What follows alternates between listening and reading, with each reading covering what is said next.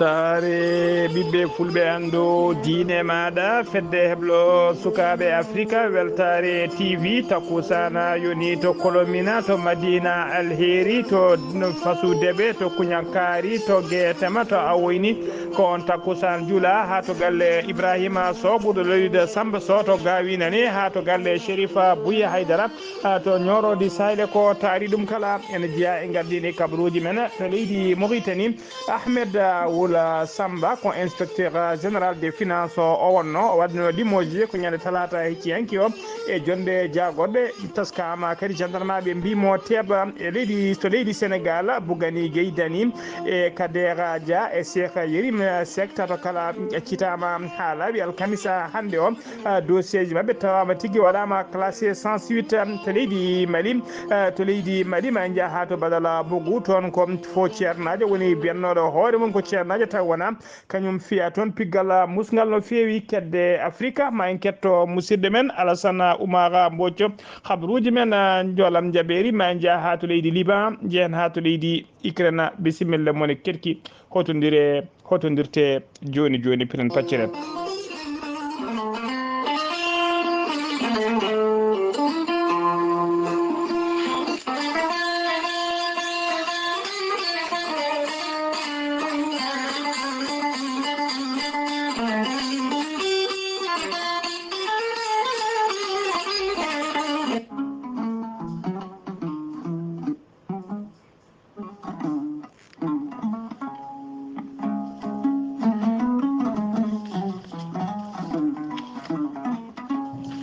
aadi bil aadi salade aadi ɓuuri firtude aadi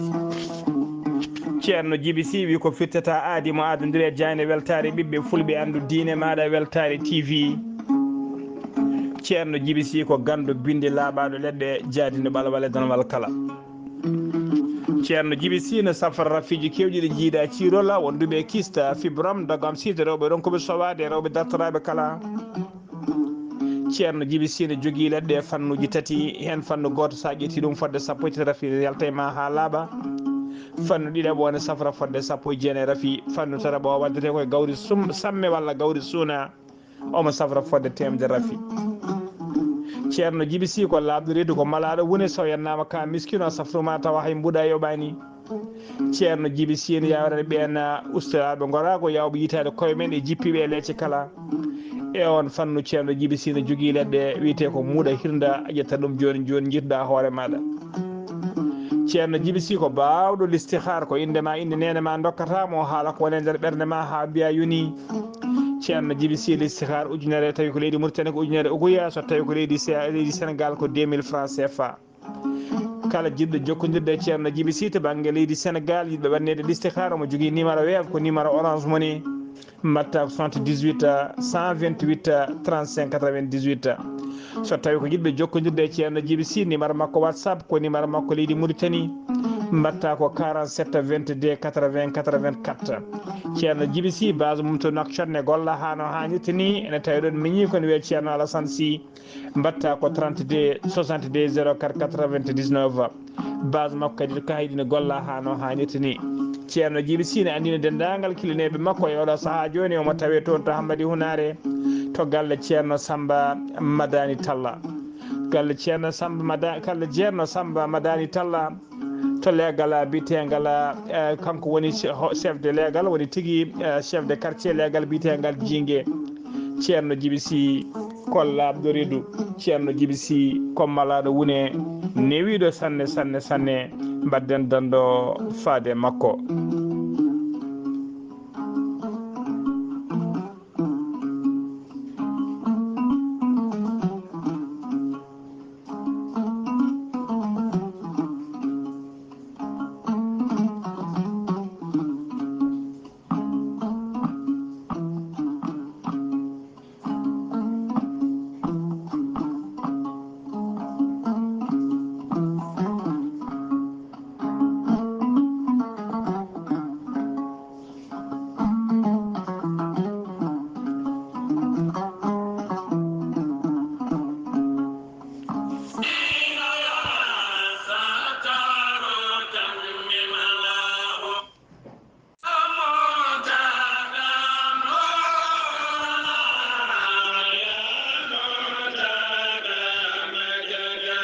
Dara moderne de l'excellence Alhaji Saïd Nourou Tall e garde-gola Ceerno Makki Muntaga Tall kame Ceerno Saïd Nourou Tall imam juma mawɗo mo Cheikh Omarul Foutiyou Tall.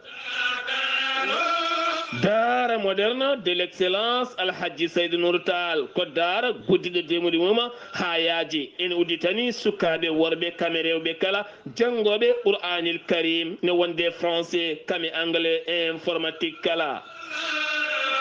Dara moderne de l'excellence Alhaji Saïd Nourou Tall suka mo duuɓi tokosi jeegom jeeɗiɗi ha fayenma duuɓi 15 oɗo suka kay so naate ngalɗo hen duɗala e ballal jomiraɗo ma o rendin deftarla nde e dow hoore makko omo nawdi hen ɗemgal français taw koye jangguin programme gouvernement mo leydi Sénégal.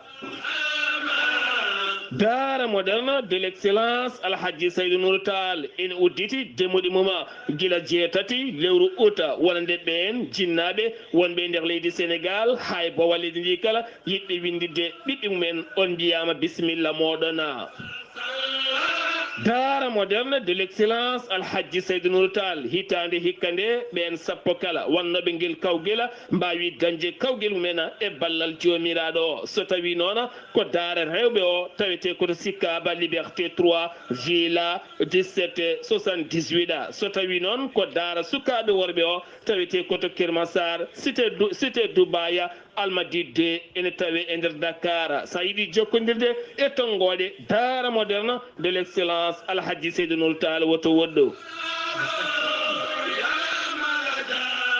so tawi ko tongoɗe Dara moderne de l'excellence Alhaji Saïd Nourou Tall mbatta ko 00 221 78 149 44 31 walla mbaɗa 77 383 94 94 walla mbaɗa 77 912 27 15 walla mbaɗa 77 254 33 55 musidɓe tedduɓe Dara moderne de l'excellence Alhaji Saïd Nourou Tall e dow moɗon.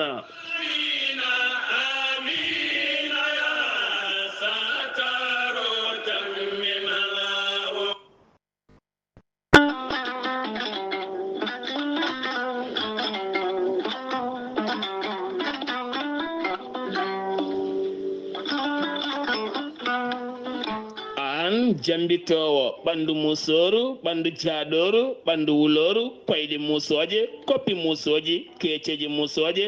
AVC cardiaque moƴƴiyam dogata e ɗaɗi muɗuma donkuɗo yaade juma e jama e jokkoyde enɗam kala holko jokkodirta koye gorel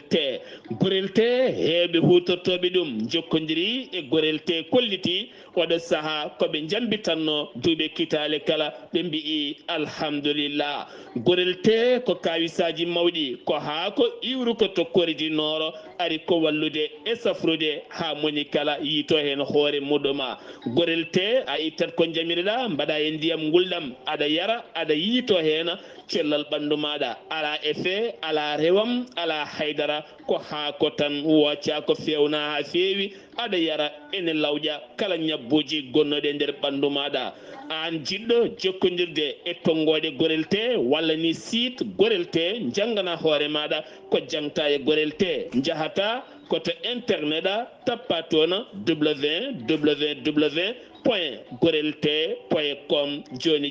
jiya toon ko safrata e ñabbuji cuɗotoɗe ɓalli kala so tawi noon ko tongoɗe gorel te jiɗɗa hebde gonɗa koye nder leydi Mauritanie jokkodirta koye Adama Niang ɓuurandireɗe Boy Nasa on noon mbatta ko 47 85 20 96 walla so tawi koto sehil baabi gonɗa e ko taari ɗum kala jokkodirta koye Elimane Ndiaye 46 57 85 92 so tawi gonɗa koto kay hayɗi e ko taari ɗum kala jokkodirta koye Acca Keɓe 46 46 48 86 walla so tawi koto Nouadhibou gonɗa jokkodirta koye Seyni Niass mbatta ko 46 53 52 43 so tawi gonɗa koto États-Unis de Amérique jokkodirta koye Abousso Kawral Fouta Business +1 34 77 01 56 77 so tawi gonɗa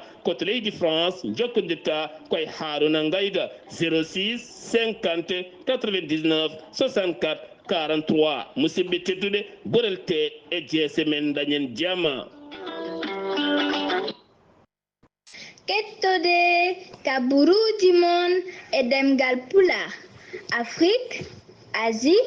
Europe, Amérique, Moyen-Orient, Océanie. jam ñalle mon musidɓe tedduɓe eɗen gone alkamisa tati lewru octobre hitande ujunnaji ɗiɗi e nogas nayyi habruji mon e ɗemgal pular e sawta he ko musidɗo mon sehil mon haali Abouba to karallagal ha mbawon yiiden to banggue nate ɓosoje ko miñi men sehil men Saydou Abouba ko adi habruji men e ɗemgal pular jayde mon jayde weltare ɓiɓɓe fulɓe andu diine maɗa ene fecca sunare mum e dendagal bandiraɓe ɓe sikketanaɓe ɓe sikketnaɓe no didorno e dendagal dente Madina Gounas kala no didorno jaltugol aduna biyeteneɗo ceerno Ahmadou Moustapha Ba ceerno Ahmadou Moustapha Ba noon to ko yalti aduna ko jamma hanki sanga 23h woni 11h jamma to tawa tigui koto clinique biteɗo clinique amitié liberté 6 to Dakar ko ñalawma janggo no aljuma janggo caggal juulal tisuba ko nden tigui o wirete toon to cikkete toon to cikkete noon cikkete noon tawi nder département de Podor kanko noon o yaltiri aduna ko duuɓi capanɗe jeeɗiɗi e duuɓi jeetati ko bawɗo qurana noon e kala dente tigui e dente mawɗe taw ko dente diine omo heewi mistude hen qurana ko wayno dente Daka Madina Gounas eɗen pecca sunare men noon e dendagal galle ceerno kala en donima ceerno Khalifa diine ma Madina Gounas hono ceerno Ahmad Tidiane Ba e dendagal galle o kala mbiɗen noon ko aljuma janggo noon caggal juulal tusbara o wirete toon to cikkete département e Podor ceerno Ahmad kanko ceerno kanko noon délégation timmuɗo noon ummima toon to Madina Gounas e yamirore ceerno tawa kadi ardi on délégation ko ɓi ko biteɗo ceerno Mouhamadou Dialaluddin e c'était timmuɗo ummima toon gam kay ummima to Madina Gounas yiiɗe hande o gam hawroyde e wirwirde makko kanko noon mbiɗen ko bawɗo qur'an no fewi e kala saaha dente omo heewi janggude qur'ana e kala dente ha tengti e Madina Gounas. وما الحياة الدنيا في الآخرة إلا متاع ويقول الذين كفروا لولا أنزل عليه آية من ربه قل إن الله يضل من يشاء ويهدي إليه من أناب الذين آمنوا وتطمئن قلوبهم بذكر الله ألا بذكر الله تطمئن القلوب الذين آمنوا وعملوا الصالحات طوبى لهم وحسن مآب كذلك أرسلناك في أمة قد خلت من قبلها أمم تتلو عليهم الذي أوحينا إليك وهم يكفرون بالرحمن قل هو ربي لا إله إلا هو عليه توكلت وإليه متاب صدق الله العظيم ɗum ɗo ko kanko tigui janggatɗo ko kanko tigui janggatɗo qur'ana ɗum wonno koye dental Daka Madina Gounas ko kanko ceerno biyetenoɗo ceerno Ahmadou Moustapha Ba ko kanko janggannoɗo qur'ana eɗen mbiyata hande Allah yurmotomo yaafoma harnamo aljanna kanko e dendagal mayɓe julɓe kala allahumma amina habruji men e ɗemgal pular to leydi Mauritanie puɗɗoɗen watti mettu mintu khatri ko commissaire à la sécurité alimentaire woni gardiɗo catala bitegal CSA nder leydi Mauritanie o joddima e délégation de Bayer tawi ko délégation banque mondiale e ardi on délégation noon ko biteɗo madame Adina Koudil noon kañum woni conseillère régional banque mondiale kalfinare kay ko fate protection sociale ɓe jewtidi ko heewi noon ko fate jokkodiral kay e gollodiral moƴƴal hakkude catala ngal e hakkude fedde nde e catala bitegal SM ndi tigui commissariat à la sécurité alimentaire commission noon rendini ko banque mondiale wondude tigui e mission ngaji ɗiɗi taw ko mission ngaji de financement hen goto komo Royaume-Uni goɗɗo o noon ko toon to leydi Allemagne ene tawtora batu ngu noon Brahima Wulbey on ko conseiller chargé de cellule d'appui technique du mécanisme national de réponse aux crises alimentaires wondude e biteɗo madame Fatou Mintou Ali on ko directrice de l'aide d'urgence de la commission. ha joni ko leydi Mauritanie keddoɗen Ahmed Wul Samba ko inspecteur général des finances mbaɗanoɗo limogé itta e golle mum ha laaɓi e nder conseil des ministres joɗinoɗo talata hecciyanke o caggal waɗedemo limogé noon joni kadi o wiyama teeɓa omo tawe e juuɗe dadiɓe o nanguira noon ko wadde audioji makko kay e réseaux sociaux ji omo ñiganno hen laamu ngu omo wiya tigui wonde laamu ngu ko laamu mbuñari woni ko gouvernement corrompi ko gendarme ɓe noon mbaɗinimo convoqué mbannomo convoqué nden o ari notade convocation makko ɗon tigui ɓe kirɓimo ɓe mbaɗimo tigui andanima omono ɓe cokimo e mbadi garde à vue ha joni ko leydi Mauritanie keddoɗen Savia Mintoun Taha kañum woni ministre de l'action sociale de l'enfance de la famille mo leydi Mauritanie o joddima e nder bureau ji makko noon goto e mawɓe loni femme woni tigui catala gotago windere taw ko darniɓe haqqe rewɓe biteɗo madame Valérie Mengue ango ko kañum woni kalfinaɗo ko fate programme pour la gouvernance de genre des femmes, de sécurité et de la paix de l'organisation nationale, de l'organisation des Nations Unies pour la femme. Woni femme kanko ministre non o waɗi compte rendu denda darde kay e golle ministère de ko halfina ministère mo halfina o haali tigi ko fati o holliri tigi ɓuuri tengtude kay e darde mabɓe kay koko fati promotion de la protection woni tigi darnade haqqeji rewɓe e nder leydi Mauritanie ene tawtora jonde nde noon biteɗo Hammaydi biteɗo Moudi Cheikhna Ali wonko secrétaire général to ministère to wondude e cadre uji kewɗi taw ko gollotoɓe to ministère d'action sociale de l'enfance et de la famille ha joni ko leydi Mauritanie keddoɗen Mohamed Bamba wula Magueda kañum woni hoorejo suudu sarɗiyeji ndu gendi Mauritanie o holliri tigui wonde ɓoyata ɗaccon haqqi o holliri wonde ɓoyata kay ma hoore jagorɗe leydi Mauritanie hono Mokhtar Wul Ndiaye ma waɗa rapport muɗum adda ɗum e nder jakka gendi Mauritanie to hollirde kay ko gouvernement o golli e nder hitande wonde tigui e mayirɗe mum de woni 2024 o haala kadi eɓɓoje kay jogade eɓɓoje ɓe jogui hitande soyneteɗe woni hitande 2025 nde ha joni ko leydi Mauritanie keddoɗen Yaqouba Wula Meyne kañum woni jagorgal kalfina ko fate jangde tonde e wittoji scientifique mo leydi Mauritanie o holliri tigui wonde laamu leydi Mauritanie koko ummini kay maade wadde école aji établissement ji tawi ko établissement ji kewɗi no fewi ɗina établissement ji noon tawi kadi ko jangde towde jangde e nder majji e nder noon taw kadi koye nder yoga e région ngaji leydi Mauritanie kadi woni ko wiyete des établissements d'enseignement supérieur o holliri institut traduction taw mo Nouadhibou o on ɓoyata ma watte université hitande fande nde woni année scolaire 2024 2025 2026 so tawi ko université islamique mo Ayouna on watte université ouverte fannuji foof taw ne mbawi jangguede institut mo Rosso kañumne watte institut supérieur watte institut Rosso watte tigui institut supérieur ene waɗi ndi université tawi koko fati agriculture et biologie tawi omo jokkodiri e école aji ɗiɗi joytiɗi e makko tawi hen école goto wona tawete koto kay haydi goɗɗo tawe to nema tawi ko école aji ko fati agriculture e ko fati science vétérinaire o holliri université kesso ma uddite to kiifa tawi kadi on université ko commerce et des affaires institut des métiers non de l'éducation ma affaire to tactique zigza tawi ko affilié e l'école normale supérieure ma école kadi goɗɗo taw ko école supérieure des sciences appliquées en ma mahe ndara nakshota kanko ministre o noon holliri tigui wonde école aji kewɗi walla tigui institut ji kewɗi université kewɗi ɓeydama kay mawnikinol ɓeydama tigui mawnugol muɗum wawde jaɓɓade kay étudiaji yeru muɗum o wi ko wayno école normale supérieure des enseignants et de la faculté de médecine o holliri ɗiɗo kala mbawi ɓeydede e yañede hano hannirta ni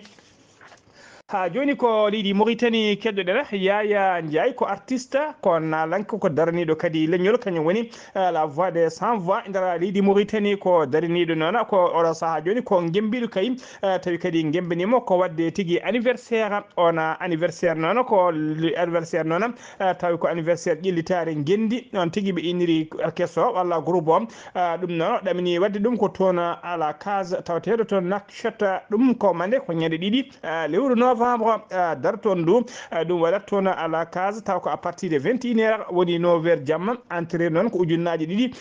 guyat tan woni koɓe namdi kala jiɗɗo noon ko ɓuuri ɗo labde kay mbatta ko 41 87 00 61 walla mbaɗa 47 40 78 44 artiste makko noon tawi ko invité d'honneur ko Abdoulaye Ndiaye Demba Babaɓe mo cifti e daari nala mbattena so wona jabɓuɗen musidɗo men hono musehili meɗen Yaya Ndiaye haalana seeɗa ko fati kay e oɗon ñalawma tija walla oɗon jamma Yaya Ndiaye hiski ala aɗa woni en direct e weltare ɓiɓɓe fulɓe dine maɗa weltare TV mbiɗen ñande ɗiɗi lewru dartono ndu aɗa jogui anniversaire taw ko anniversaire ƴellitare gendi e oɗo saaha joni hewɓe mbaɗama yontaɓe mbaɗama parani eɗen jiiɗi sen nanggui miijo ma ñoore an Yaya Ndiaye oɗo saaha joni o holto keɓgal ngal yarata e holɓe ɗaminɗa gandanɗa hoore maɗa wadde parrain waɗa parrain jamma o e holno jamma o jogori yarude Yaya Ndiaye. jarama Faali Abouba gorko mo likseyba gorgol mi salminima mi salmitima mi salmini dendagal jayni nde foof etudane men heɗoto e funnague hirnague rewo e worgo sikki ala no mbiɗa ni gonga le 2 novembre so allahu lamɗo jaaɓi to la case firde fuutankagal tawi kadi ko anniversaire groupe o biyeteɗo ƴellitare gendi ene noddi dendagal Mauritanie najo ene noddi dendagal Afrique najo ɗo wawi wonde foof ɗo wawi nande dande men nde ara tawtore oɗo jamma o noon ko cohésion sociale unité nationale mbiyen koddigal moƴƴal hakkude ɓiɓɓe leydi Mauritanie eɗen eri Mauritanie naɓe foof ne garata nanga e oɗo jamma nde tawno jamma o ko jamma mabɓe artiste o ko artiste mabɓe Yaya Amadou Ndiaye e diɗɗal mum ƴellitare gendi eɗen goni e préparation e heblade jamma o e heblanade jamma o nde tawno wulago jamma ɗaldetake goto oɗo jamma ko jamma fuutankagal oɗo jamma ko jamma Mauritanie naɓe parrain ji ɗi ko Ibrahima Amadou Niang Cheikh Bouya et des invités d'honneur rokkaɓe teddugal jamma o Haali Mamadou Diallo e Alhaji Hammadi Sidi ko maire Ñabina commune Ñabina e Garlol mari ɗiɗi kadi ko noon Mariam Waddel Mariam Hammadi Sy Jeynaba Abou Kane Hawli Kadia Niang e Hadja Lam to États-Unis d'Amérique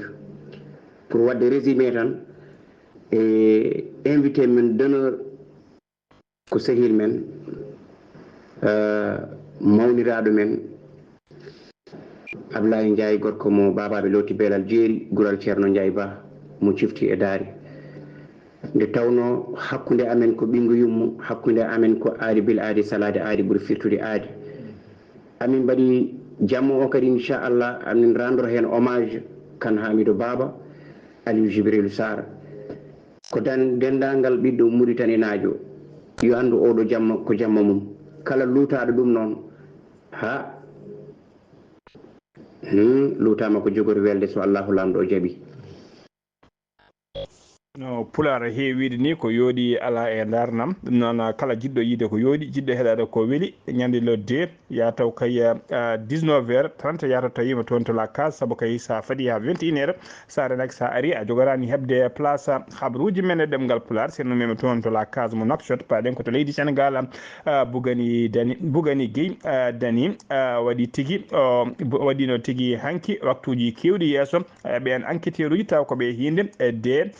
SC DSC woni division spécial de cybercriminalité caggal ɗum noon ɓe degginimo ne yimo to yeeso ɓe caggal ɗum noon ɓe mbaɗimo e mbadi garde à vue ɓe moftimo alarba hande o noon Bougani Gueye alarba hanke o waɗi tokiri toon e garde à vue alkamisa hande o Bougani Gueye nawanoma to tigui nawanoma darima yeeso procureur kanko Bougani Gueye noon ko neɗɗo dawrugol ko kanko addi kaɗolanda wiyete ko Guen Sababa noon kanko addi ɗum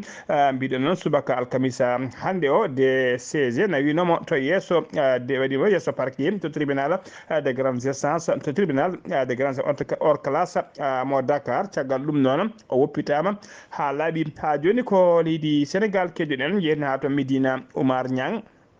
alarba hanki sanga 13h woni 1h ñalawma to wuro witengo Medina Oumar Niang ko tana musto waɗi toon Medina Oumar Niang noon ko wuro ene tawe nder fande Prokhane e nder région de Kolda ko suka gorko goto tokoso mo duuɓi sappo e ɗiɗi biyetenoɗo C mo yette Niang ko kañum tigui wasi toon fittade mum tawi kadi ko fitel jinnaɗo makko yooɓi fittade makko kanko suka baraɗo o noon o sako barɗo hoore o ono yarano duuɓi sappo ina yaara duuɓi sappo e nayyi o wonno tigui ko wadde manipulé mo fijira fetela babiraɗo ko ɗon deke kural nana e nder fetele kural ngal fiyattelo harti fiyande ko ɗon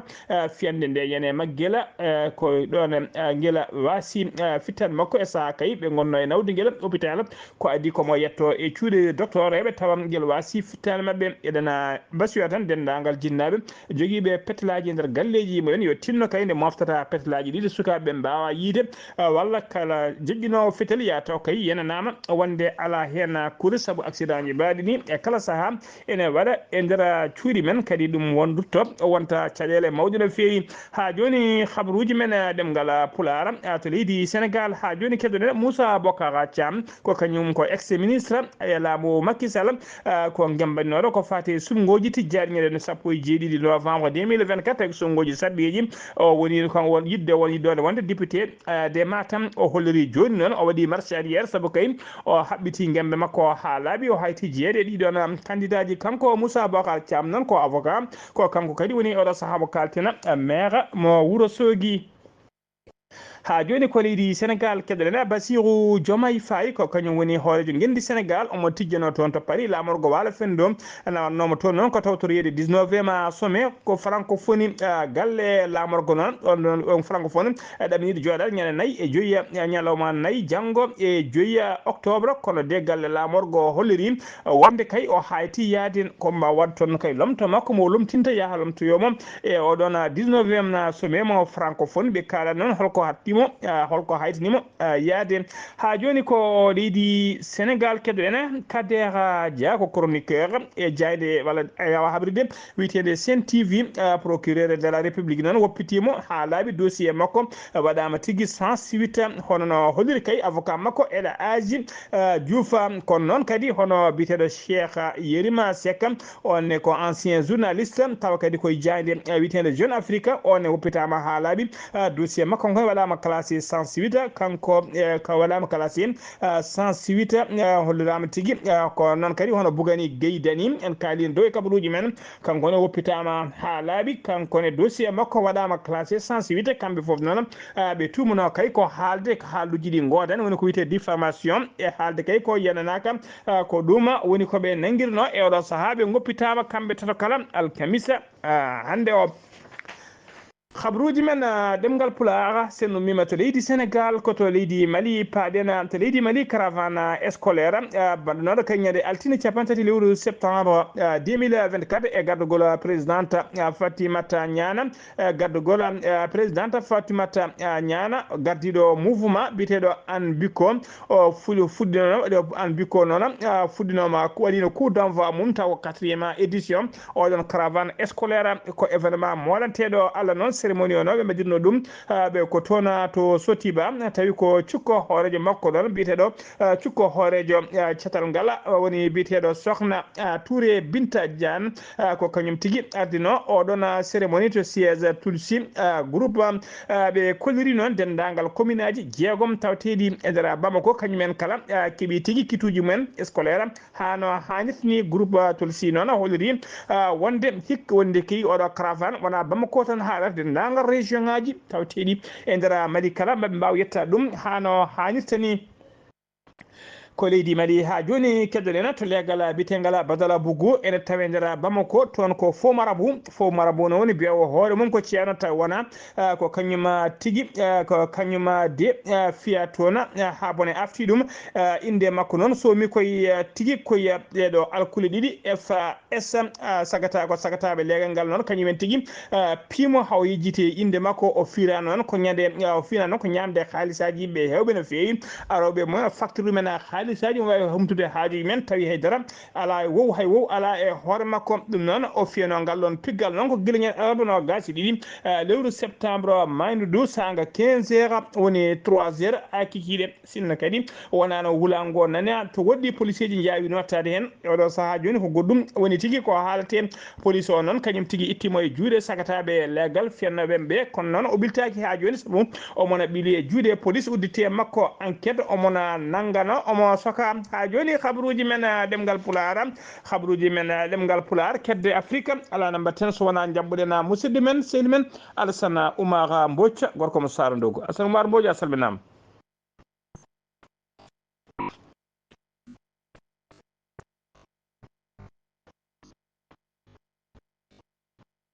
Alassane Oumar Mbodj.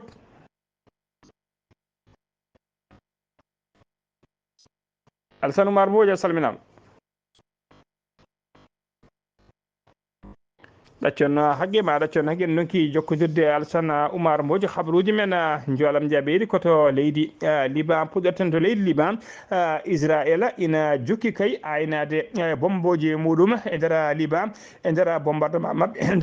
mabɓe noon ɓe mbari hen ko ɓe nder bombardement ji mabɓe noon teskama ɓe mbari hen e summa Hassan Nasrallah kañum ardino catala bitengal Hezbollah mo ɓe mbarno kay guila ñande balɗe ɗiɗaɓo walla balɗe gadane koye guerre mabɓe ɓe mbaɗi toon kanko oɗo baraɗo ne e sum Hassan Nasrallah baraɗo on wiye Hassan Jafar Al-Qasira kanko ne o wara koye bombardement Israël waɗi toon to leydi Syrie balɗe sappo hande noon ko leydi Israël woni jorde bomboje mum ko ɓoya ko woni jorde woni tigui e jorde bomboje mum ko ɓoyan ko bombardement musɗo ɓe mbaɗi toon to Beyrouth lamorgo leydi Liban to banggue worgo leydi ndi toon ko garmi gara woni toon tigui hakkude Hezbollah e armée de terre leydi Israël taweteɓe toon armée libanaise noon ene darti kay no dole mum ponno yoftade kay aynade kala saaha misilaji no fewi fade kay e koninkoɓe leydi Israël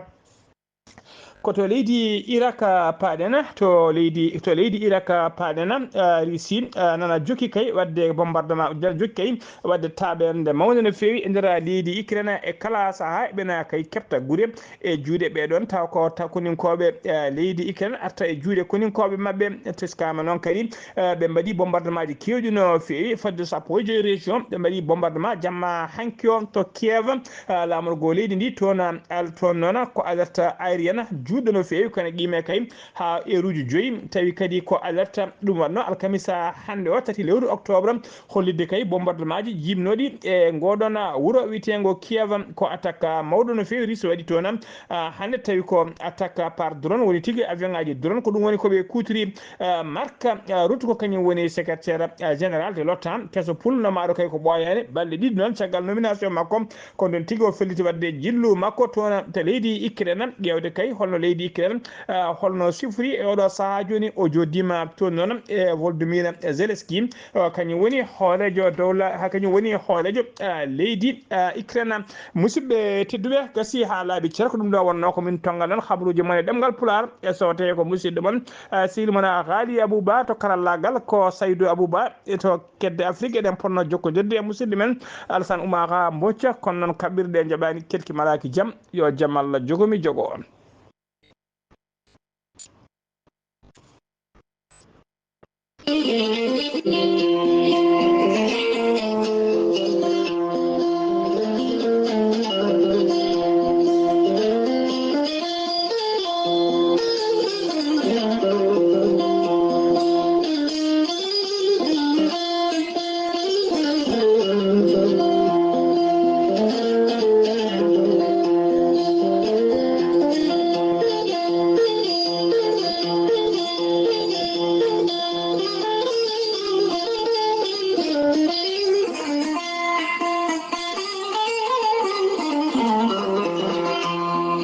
Thank you.